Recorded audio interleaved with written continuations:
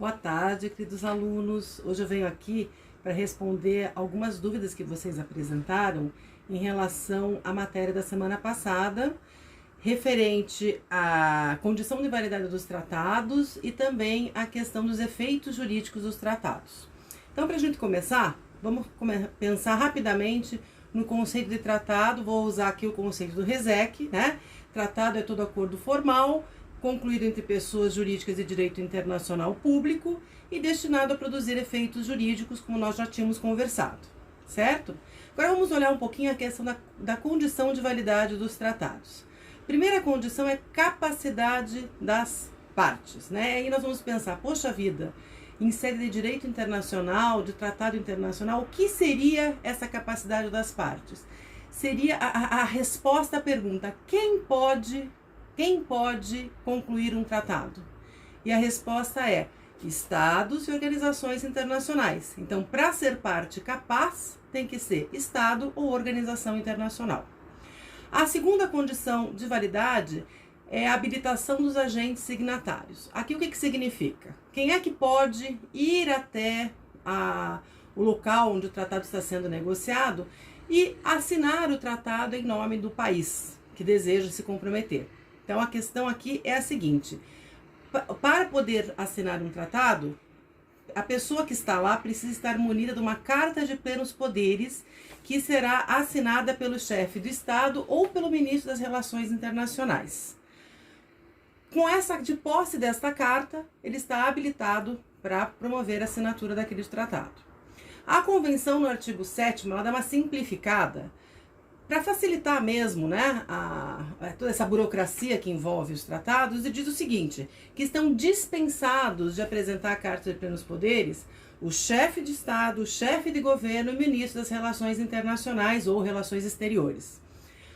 Se for um outro ministro, ministro da Economia, por exemplo, ele não está dispensado, ele precisa apresentar a Carta de Plenos Poderes. Geralmente, que tipo de funcionário vai até o local onde o tratado está sendo negociado para assiná-lo?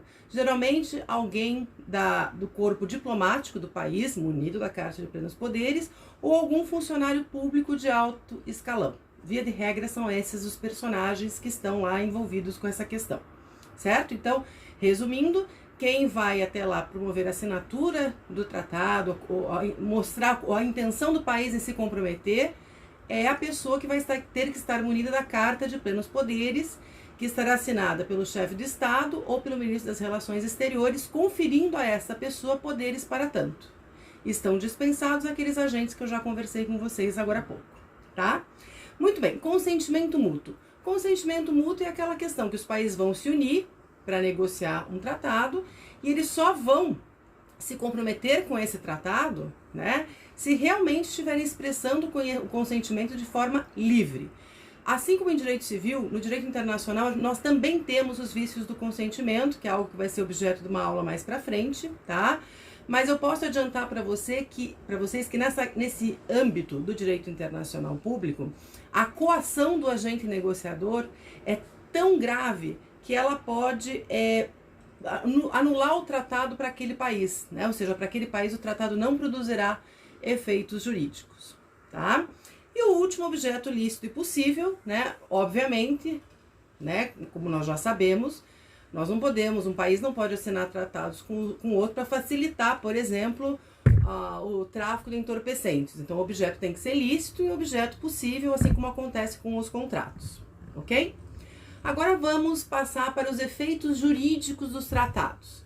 O que acontece, pessoal? Via de regra, os tratados só vão produzir efeitos jurídicos para as partes contratantes, para aqueles países que quiseram se comprometer com aquele teor do tratado.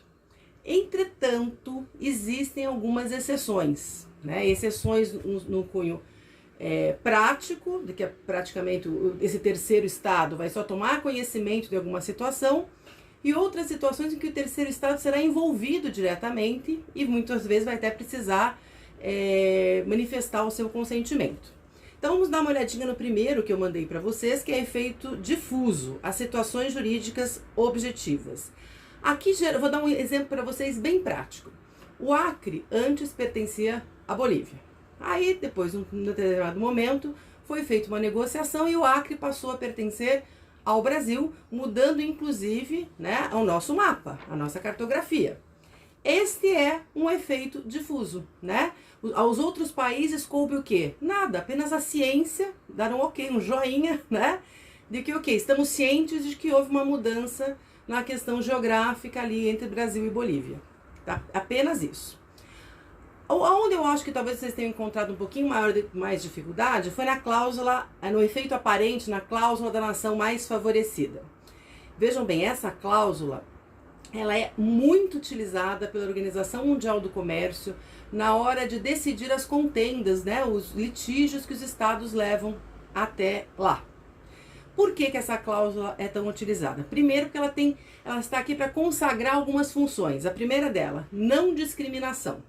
Então, não é porque o país X é meu amiguinho que eu vou tratar de uma forma prejudicial o país Y, no mesmo assunto, né? Informacional, quer dizer, os estados têm que estar informados do que está acontecendo, né, em cenário de comércio internacional.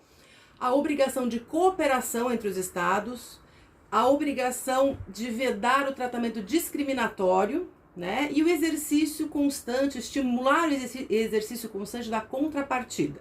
Então eu vou dar para vocês um exemplo que eu acho que é a melhor forma de explicar esta cláusula para vocês. Então vamos pensar o seguinte: o país A e o país B celebraram um tratado bilateral, porque essa cláusula, ela geralmente se aplica quando estamos falando de tratados bilaterais. Então, nesse tratado bilateral, A se comprometeu a vender a saca de soja para o país B a $60 a saca, de 60 quilos, por exemplo.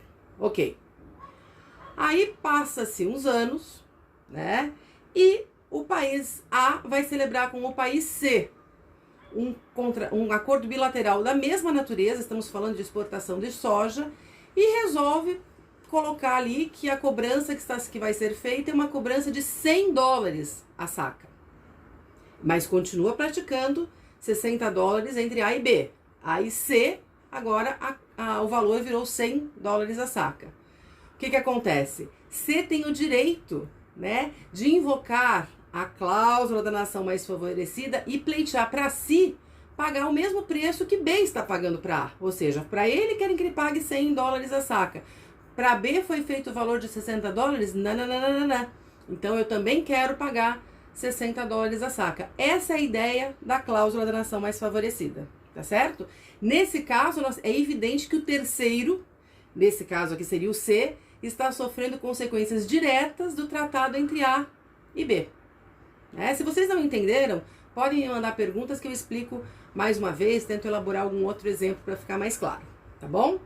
Aí a outra que a situação seria a previsão convencional de direitos para terceiros. Essa previsão está na Convenção de Viena de Direitos dos Tratados, né?